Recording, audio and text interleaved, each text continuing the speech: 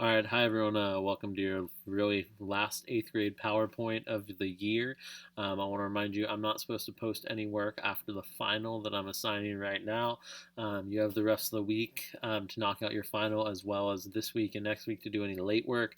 I'm not currently planning on doing one last Zoom, but I can. So if you want to do a Zoom, watch this video and then send me an email. To end us with what I think this unit really needs to end with, or this year needs to end with, I have a Bob Marley quote. He sings, "Until there are no longer first in class, second class citizens of any nation, until the color of a man's skin is of no more significance than the color of his eyes, everywhere is war. Until the basic human rights are equally guaranteed to all without regard to race, 'tis a war." Um, and I think that sums up. He doesn't mean war as in guns. He means war as in you using your voice to change our world. And I can't think of a better quote to end the year off with, especially with everything we studied watching about Selma and everything else.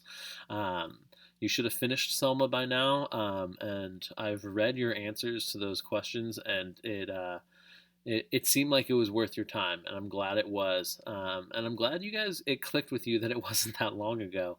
Um, and I think it's important to point out that that's 100 years after the Civil War. We're now 50 years after the Civil Rights Movement, and as some people brought up in the Zoom chat about Ahmaud Arbery, the black man who was jogging, who was gunned down, there's still issues to this day, and anyone who says there isn't, I don't think is paying very much attention. My father once asked, "Well, what do you want to do? Like, just give everyone money and make it all better?" I'm like, "I don't think that solves anything." And then he said, "Well, slavery's been over for 150 years." And I said, "That's true, but who can run a mile faster, me or Usain Bolt?" And he said, "Usain Bolt, obviously." And I said, "What if I have a 200-year head start?" And that seemed to make him understand why this is still such a prevalent issue in our country today. Millions upon millions of people shipped across the Atlantic Ocean into slavery to build this country. And I think that we need to be aware, and we need to be messengers and voices to try and shoot down some of those really just stereotypical racist arguments that we hear and you guys talked about in that assignment. So yeah, everywhere is war. And once again, he doesn't mean guns, he means voices, he means conflict in politics and everything else. So, one last question I have for you about Selma is just how would the events depicted in the movie be different if white Americans hadn't stood up and helped? For example, Viola Loiseau, James Reeb, President Johnson, et cetera, et cetera, et cetera. And I think you have a responsibility to eventually do what those people did. And this isn't like I'm just gonna ask, and I have no way to make sure you do this, but I want you to pause the video and think: would it be possible if the civil rights movement hadn't happened that we would still be dealing with segregation and racist voting laws in parts of our country?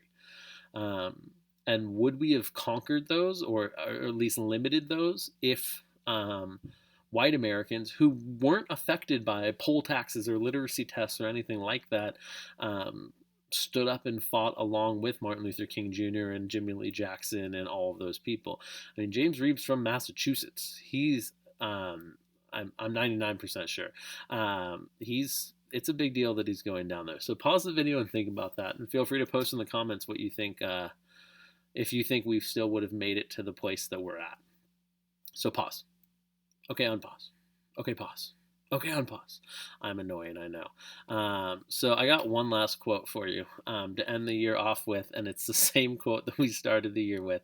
"The truth is this: the march of Providence is so slow, and our desires so impatient. The work of progress is so immense, and our means of aiding it so feeble. The life of humanity is so long, and that of the individual so brief, that we often see only the ebb of the advancing wave, and are thus discouraged. It is history that teaches us to hope." That's the quote from the first day of school. It's by Robert E. Lee, who you now know well as the commanding general for the Confederate Army.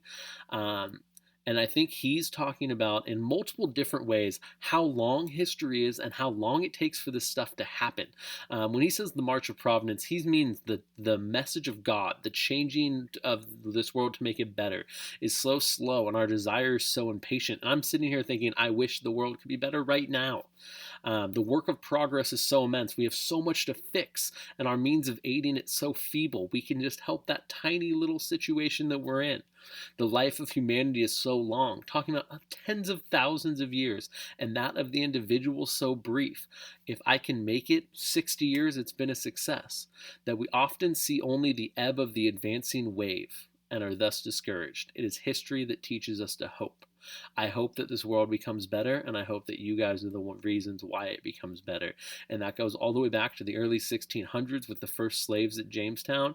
That goes back to the Martin Luther King Jr. as a child in that middle picture, and that goes on to Martin Luther King Jr. right before his assassination in the last one.